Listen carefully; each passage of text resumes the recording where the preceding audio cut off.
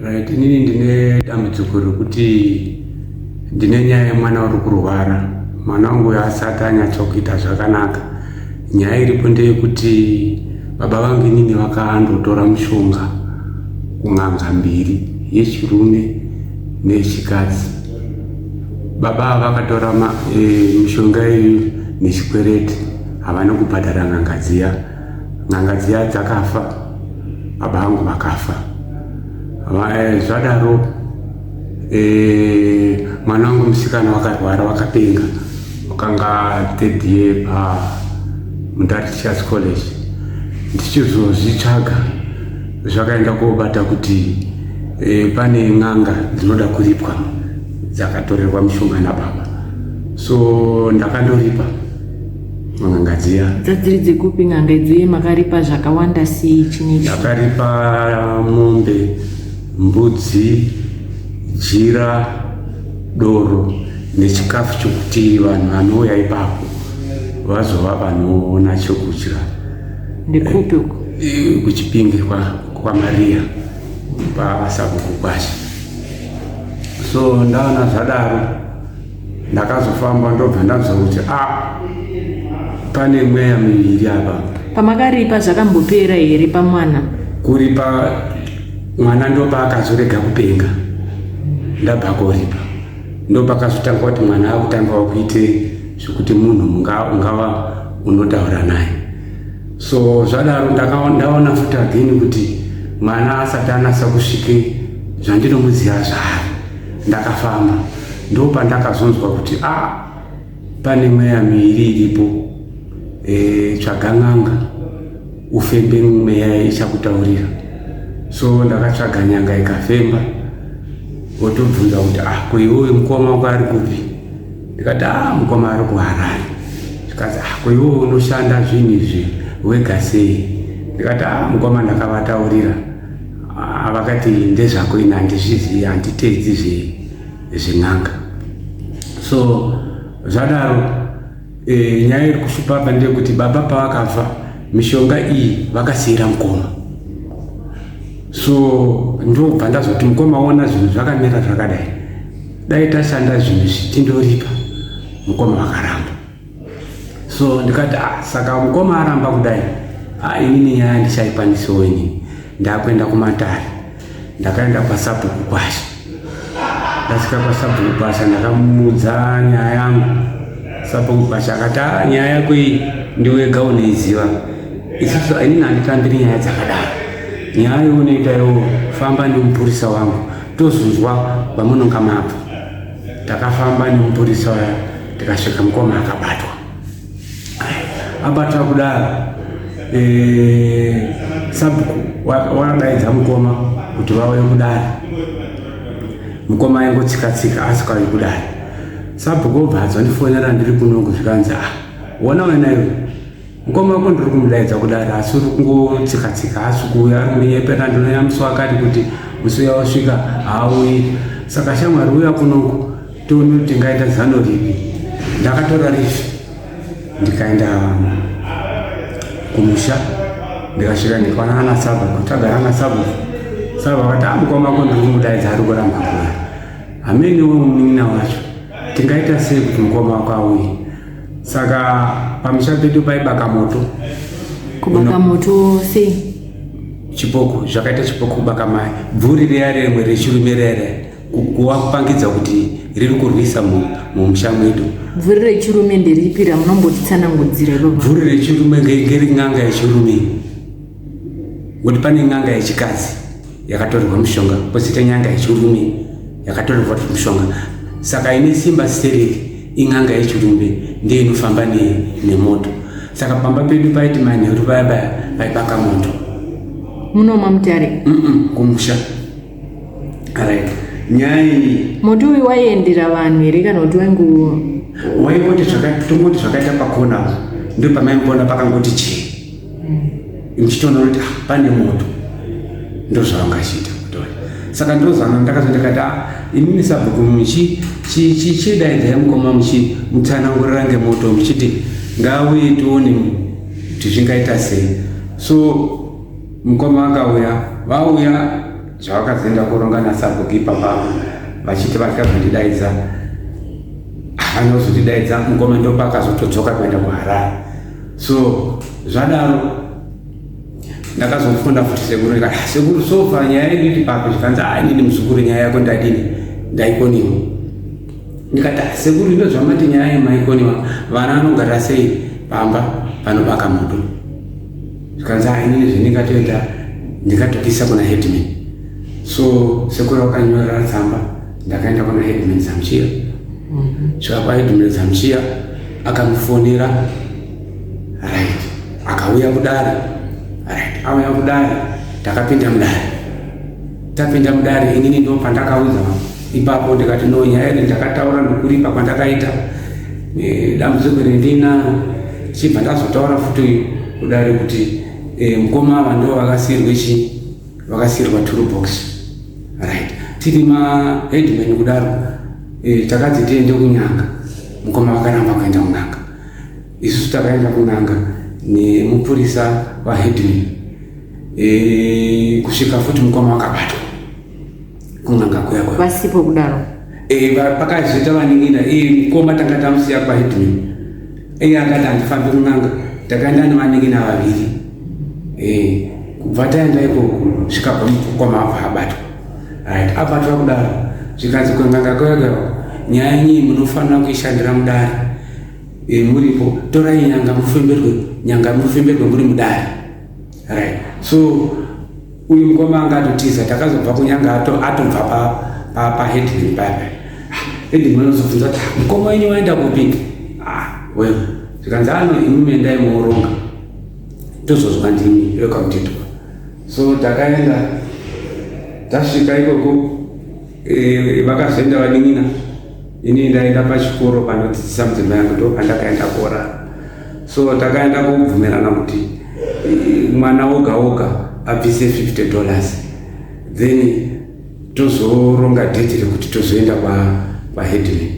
So pasina kupera nguva ndo pakazondifonera munin'ina wangu mudiki achiti mukoma ari kuti withdraw nyaya kuna Headman tisenze zvinhu zvedu tega mumusha hatidi zvokuti tisenze zvinhu zvedu kumadare. Ini ndobva ndapindura munin'ina hazvigoni nekuti inini ndakaenda kumadare nekusanzwisisana zvedu. Saka iye mukoma anonditaurire chii zvokuita handiti akaramba takati ngatisenze kare akarambaka. Saka inini handiri withdraw nyaya yangu kuna Headman ngairambe iri mudare. So takazopuwa date nyangwisa apa ndo chitsotsi futi chaanga aita vamwe vaya hapana vakazobvisa mari anga kuda kuti tipinde tiri 2 kudare paizoya nyanga kuti mari ishoti zvisabuda. Izvi ndo zvakaitika. Musi wedare takazoenda kotora n'anga yakauya. N'anga yauya yobva yaitoda 400 usa inini ndini namukoma. Vamwe vana vaya hapana akazobvunza kuti macontribution akadini nyaya yadaro n'anga haina kuzofemba zvinova zvakaita advantage kuna mukoma bhozi anga asikadi zvinhu zvake zvidini zvibude right. Zvadaro togara pasina Headman. Mukoma ndo paakati inini next time kana ndakuuya kana inini handichauyi ndichazoita zvokutumira mari moshanda ndega. Inini ndobva ndabvunza ndikati kana ini mukoma musikauyi anozobata ngore ndiani? Anobata chii? Ngore. Kuita sei kubata ngore? Kubata ngore imari inobvisa kubvuma mhosva kana une mhosva matenda ndaa. So mukoma haana kupindura mubvunzo uyu. So vakaenda koronga kuti zvakanaka mukoma akati ndozotumira mari right. So mazuva akafamba right pakuda kuzondoti ochizobvunzwa naHeadman chitumira mari yatidai kuti anga ati pachinzvimbo pake panozomirira babamwe. Mukoma ndo pakatextira message kuna Headman kuti nini musandinetsa panyaya takagara ndakakutaurira kuti ndizvokuenda kunanga ndifana message yacho iyi zvava natsika mutanda hazvibvumirwe nemutemo. Ini ndakakuudzai kubvira pekutanga kuti handiwirirani nezvekuenda kun'anga. Ko vanhu vakatemana vabva kun'anga munozoita sei? Zondai waida kuchaya baba, ini ndava kuenda kunomangara kumapurisa ekuno kuHarare. So zvaenda kudaro headman ndopakata inini nyaya ndadini ndaikoniwa.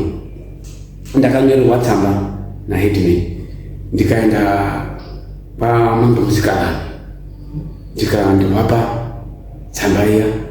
Right, mambo musikana vakamutumira samanisi rokuti auye kudare pamusikana.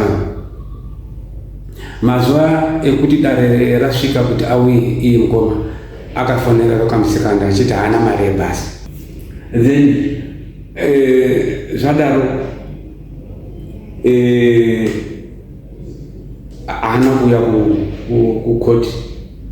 Right, inini ndi ndakaenda ndakazofonerwa nemupurisa wa musikana kuti mukoma wati haauyi nekuti haana mari yebhasi. Right, pasina kupera nguva zvadaro akadhiraivha kubva kuHarare ovaya paHobhouse base papolisi. Imunogara kuHobhouse? Indogara kuHobhouse. Obva asvika kuHobhouse obva ati ndoda kuti usunge munin'ina wangu. Inini Zondai Mutitwa nekuti ndakamutumuroi. So inini ndakandiri pashift ya 2 to 10. Mapurisa akazosvika pamba ari vaviri obva andibvunza zvikanzi baba aenda kupi? Aenda kubasa. Mwana musikana mubva ndoti pakanaka here? Ukanzi pakanaka, pane nyaya dzakaita kuti titaure navo. Vobva vasiya namba dzavo dzefoni zvikanzi kana auya momutaurira kuti atifonere. So ini ndakandabva kubasa ndakasvika mwanasikana wabva pa namba dzemupurisa ndobva ndamufonera zvikanzi atoti kuda kunosvika kuno.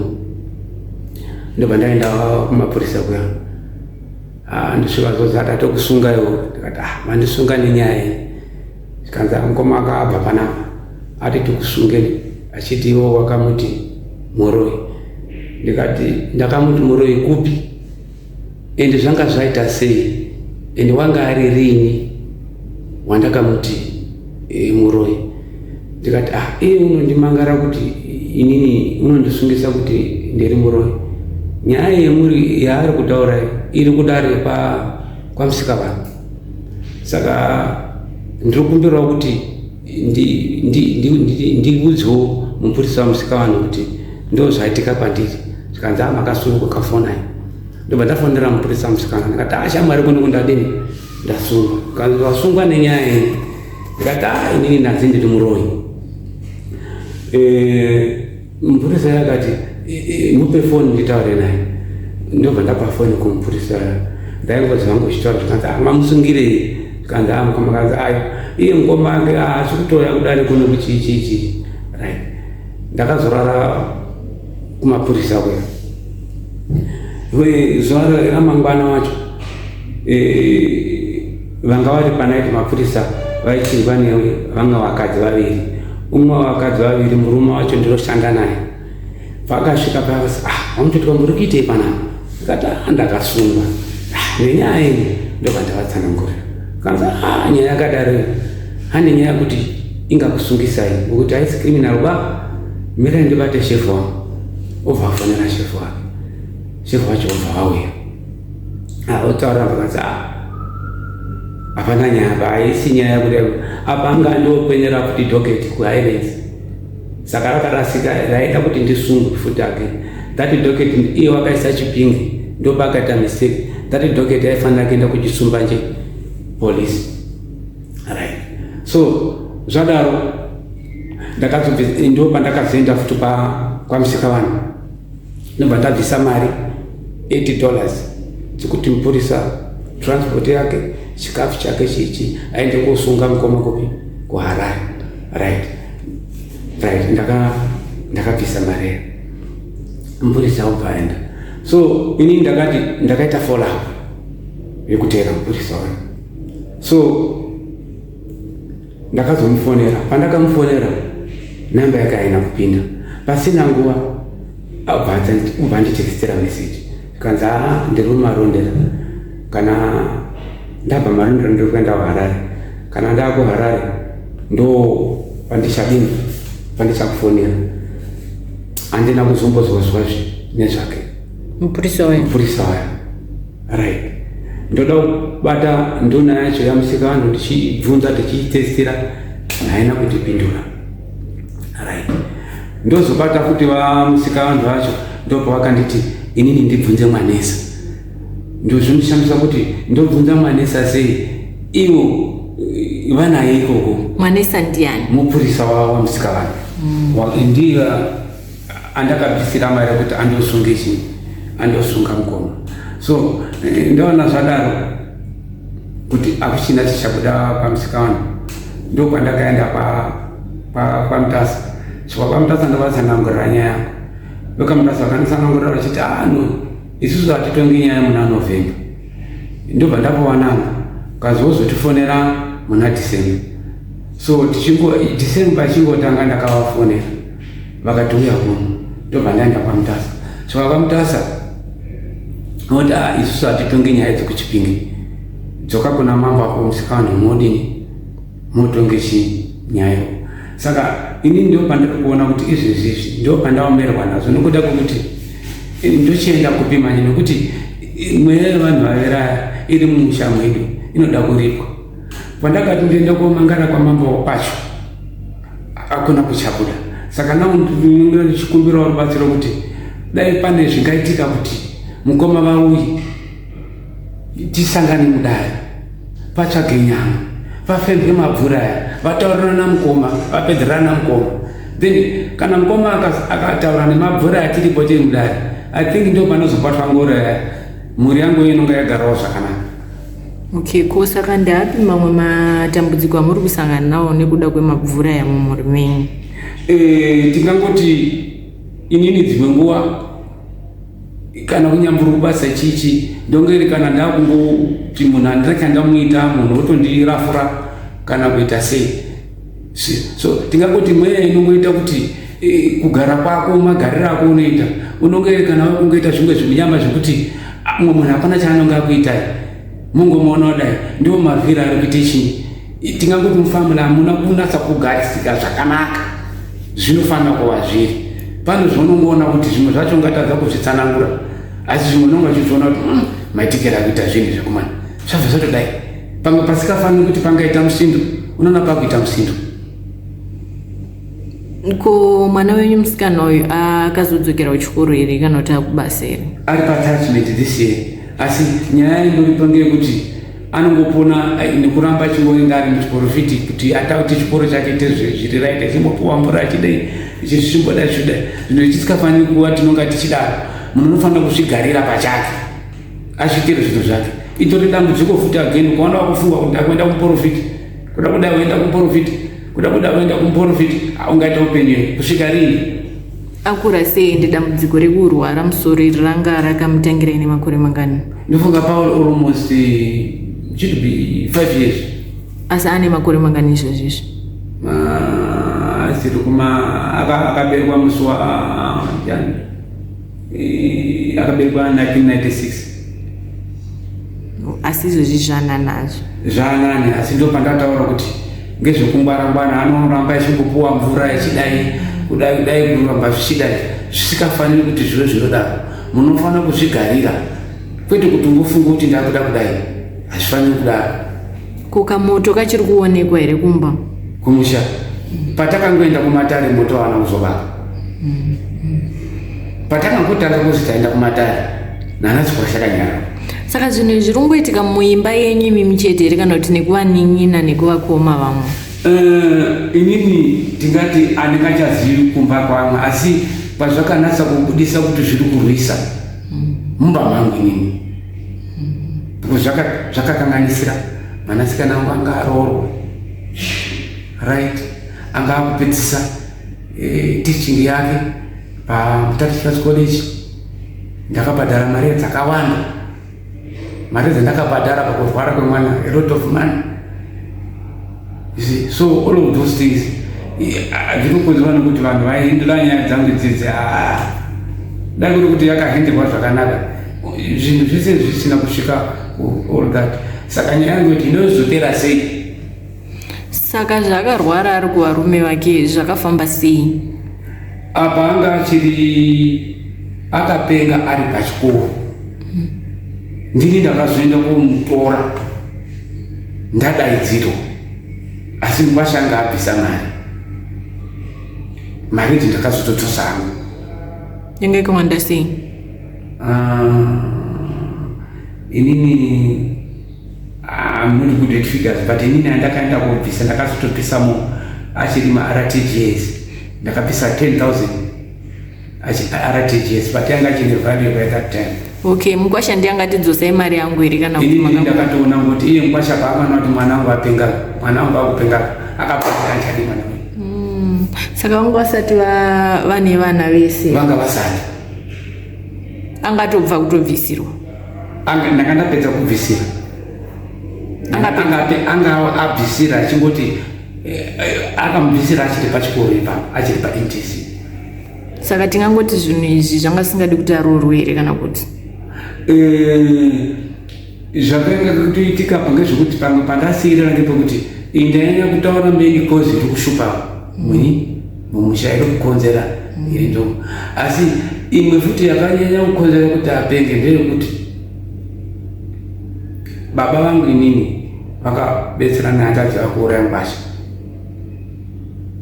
Then zvadaro Mkwasha akanga akufuka kundoda kuripwa, saka baba vakabata mwana wangu munyaya wichina kuti panozobve mari dzauyu ndo dzinozokuripa. So inini handi zvese zvinakasanda zviziva izvo, so ndo zvakazoenda kotutsiranawo kuti mhepo mbiri dzanga dziripo dziya nedzemkwasha, kuti sofa ini ndakaenda kuripa misha mitatu, kumkwasha kwaida mombe futi nedoro nembudzi nechikafu,